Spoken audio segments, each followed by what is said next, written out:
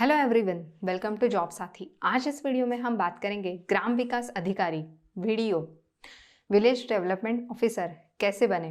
अगर आपको ग्राम विकास अधिकारी बनना है तो क्या क्वालिफिकेशन होना ज़रूरी होता है, एज लिमिट क्या होती है, सैलरी कितनी होती है और एग्ज़ाम्स कौन सी देनी होती है, इस बारे में आवश्यक जानकारी लेने वाले हैं। तो अगर आपने चैनल अभी तक सब्सक्राइब नहीं किया है तो सब्सक्राइब कर लीजिए। ग्राम विकास अधिकारी एक सरकारी कर्मचारी होता है। वो ग्राम प्रधान का सचिव होता है। पहले के समय में इसे पंचायती सेवक कहा जाता था। अब वर्तमान समय में इसे ग्राम विकास अधिकारी कहा जाता है।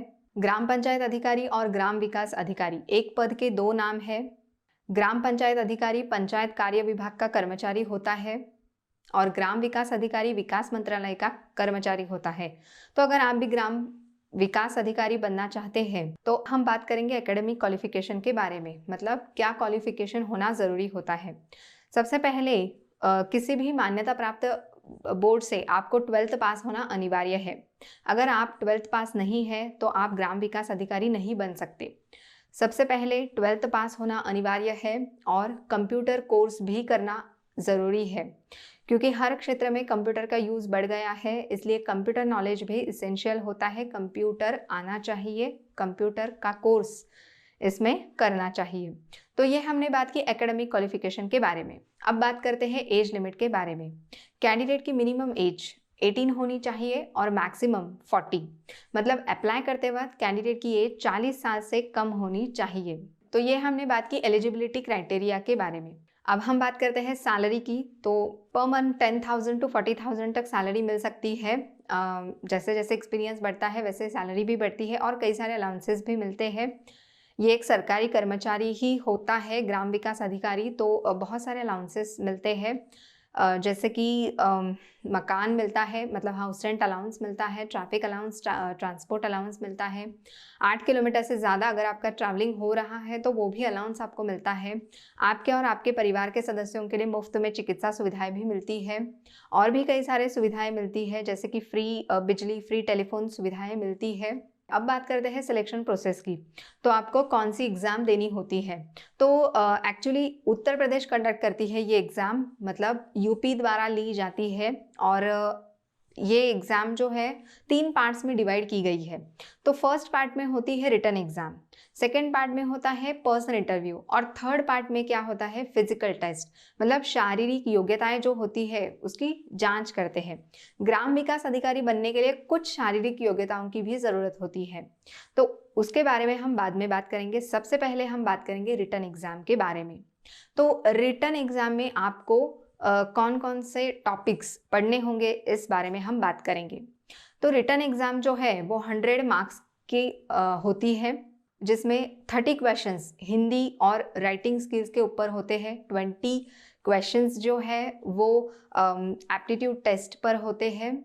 30 क्वेश्चंस जो है वो जनरल साइंस, जनरल नॉलेज के ऊपर डिपेंड होते हैं और 20 मार्क्स पर्सनल इंटरव्यू के होते हैं। तो सबसे पहले हम बात करते हैं सिलेबस के बारे में। हिंदी का पेपर जो है, हिंदी और राइटिंग स्किल का 30 मार्क्स का पेपर होता है और 30 क्वेश्चंस होते हैं। तो राइटिंग स्किल्स में वोकैबुलरी है, ग्रामर है, कॉम्प्रहेंशन है, राइटिंग स्किल्स मतलब ऐसे राइटिंग, लेटर राइटिंग के बहुत सारे प्रश्न पूछे जाते हैं। तो इसमें बहुत ही टाइम लगता है राइटिंग स्किल लिखने के लिए। आपको पेपर बहुत ही फास्ट लिखना है। अगर आप धीमी गति से पेपर लिखते हैं तो आपका पेपर पूरा नहीं होगा और आप एग्जाम में फेल भी हो सकते हैं, इसलिए पेपर आपको फास्ट लिखना है। हैंड राइटिंग भी आपको अच्छी निकालनी है। अगर आप अच्छे से हैंड राइटिंग नहीं निकालते हैं, अच्छे से आप अगर नहीं लिखते हैं तो एग्जामिनर को समझ में नहीं आएगा और आपको मार्क्स भी कम मिल सकते हैं। कुछ भी व्यर्थ नहीं लिखना है, टू द पॉइंट आपको लिखना है। जो भी आप लिख रहे हैं एग्जामिनर को समझ में आना चाहिए, उस हिसाब से ही आपको लिखना है। तो ये हमने बात की राइटिंग स्किल के बारे में। और भी कई सारे क्वेश्चंस हैं जो हिंदी में आपको पूछे जा सकते हैं, जैसे कि सिनोनिम्स, एंटोनिम्स है, सेंटेंस फॉर्मेशन है, मुहावरे, वाक्य में प्रयोग करो, fill in the blanks, unseen passages होते हैं। अनसीन पैसेजेस के ऊपर जो भी क्वेश्चन आंसर्स होते हैं वो भी सॉल्व करने होते हैं। तो ग्रामर है, वोकैबुलरी है, कॉम्प्रहेंशन है, सभी प्रकार के प्रश्न आपको हिंदी में पूछे जाते हैं। 30 क्वेश्चंस पूछे जाएंगे 30 मार्क्स के लिए। अब हम बात करते हैं इंटेलिजेंस टेस्ट के बारे में। रीजनिंग का भी पेपर होता है जिसमें ब्लड रिलेशन है, डिकोडिंग डिकोडिंग है, लॉजिकल रीजनिंग का पेपर होता है। मतलब लॉजिकल रीजनिंग से रिलेटेड बहुत से प्रश्न इसमें पूछे जाते हैं। तो कुल मिला के 20 क्वेश्चंस होते हैं 20 मार्क्स के लिए। जनरल साइंस का भी पेपर होता है, जनरल नॉलेज भी इसमें शामिल होता है।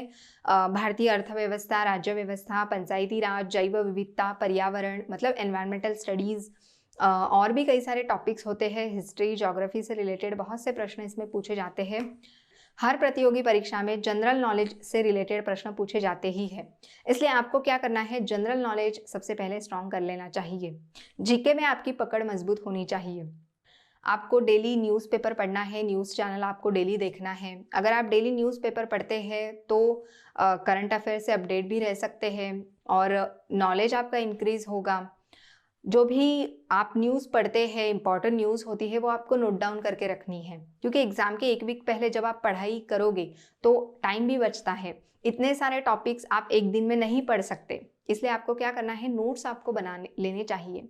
सिर्फ जीके से संबंधित नहीं, हर सब्जेक्ट्स के आपको नोट्स बना लेने चाहिए। अगर आप नोट्स बनाते हैं तो काफ़ी बेनिफिट आपको मिल सकता है। ये हमने बात की रिटन एग्जाम के बारे में। रिटन एग्जाम में अगर आप पास हो जाते हैं तो उसके बाद होता है personal interview. Personal interview 20 marks का होता है और बहुत ही ट्रिकी प्रश्न इसमें पूछे जाते हैं, लेकिन आपको आत्मविश्वास से, सेल्फ कॉन्फिडेंस से आपको जवाब देने हैं, क्योंकि अगर आप डर जाते हैं, स्ट्रेस में आते हैं तो सोचने की क्षमता जो है वो कम हो सकती है। और बहुत से प्रश्न जैसे कि पर्सनल टाइप क्वेश्चंस के साथ साथ और भी कई सारे प्रश्न आपको पूछे जा सकते हैं। आपको ग्राम विकास अधिकारी ही क्यों बनना है, तो सबसे पहले अप्लाई करते वक्त सभी जानकारी आपको हासिल कर लेनी चाहिए, उसके बाद ही आप अप्लाई करें। क्योंकि ग्राम विकास अधिकारी आपको क्यों बनना है, कार्य क्या होते हैं, ये भी आपको पूछा जा सकता है, इसलिए सब आपको पहले हासिल कर लेना चाहिए इन्फॉर्मेशन जो भी ग्राम विकास अधिकारी से रिलेटेड हो। तो पर्सनल इंटरव्यू में अगर आप क्लियर हो जाते हैं तो उसके बाद होती है फिजिकल टेस्ट, मतलब शारीरिक योग्यताओं की जांच की जाती है, जिसमें साइकिल रेस होती है, रनिंग एक्सरसाइज, लंबी कूद, ऊंची कूद, ये भी जांच करते हैं। देखते हैं कि साइकिल दौड़ मतलब 5 किलोमीटर डिस्टेंस आप कितने समय में पार करते हैं। महिलाओं के लिए शारीरिक योग्यताएं अलग अलग सी होती है, कुछ प्रकार की छूट भी दी जाती है महिलाओं के लिए। तो आपको क्या करना है, एग्ज़ाम के 6 महीने पहले ही रनिंग एक्सरसाइज, ऊंची कूद, लंबी कूद की प्रैक्टिस कर लेनी चाहिए, क्योंकि ये एग्ज़ाम के वक्त नहीं होता है, इसलिए आपको 6 महीने पहले से ही प्रैक्टिस कर लेनी चाहिए। अब हम बात करेंगे ग्राम विकास अधिकारी के काम क्या होते हैं। गांव की स्वच्छता की व्यवस्था करना, खाद्य भंडारण के लिए स्थानों की व्यवस्था करना, कृषि, उद्योग और वाणिज्य की विकास के लिए सहायता करना, बाल कल्याण और मातृत्व, चरगह की स्थापना, रखरखाव करना, ग्राम पंचायतों की वार्षिक योजनाओं पर विचार विमर्श करना, पंचायत समिति का वार्षिक बजट बनाना और वो जिला परिषद के सामने प्रस्तुत करना। तो बहुत से काम होते हैं ग्राम विकास अधिकारी के, बहुत ही जिम्मेदारी पूर्वक काम होता है। तो गाइस, इस वीडियो में हमने ग्राम विकास अधिकारी कैसे बने इस विषय पर आवश्यक जानकारी ली है। अगर आप कोई और इन्फॉर्मेशन चाहते हैं तो आप हमें कमेंट करके पूछ सकते हैं। इस वीडियो रिलेटेड कुछ डाउट्स है, कुछ क्वेरीज है तो ज़रूर कमेंट कीजिएगा। आई होप हमारी जो कोशिश है आपको अवेयर करने की वो पूरी हुई होगी। बहुत सारे जॉब और करियर रिलेटेड वीडियोज़ मेरे इस चैनल पर आपको मिल जाएंगे, आप चेक कर सकते हैं। Thank you so much and take care.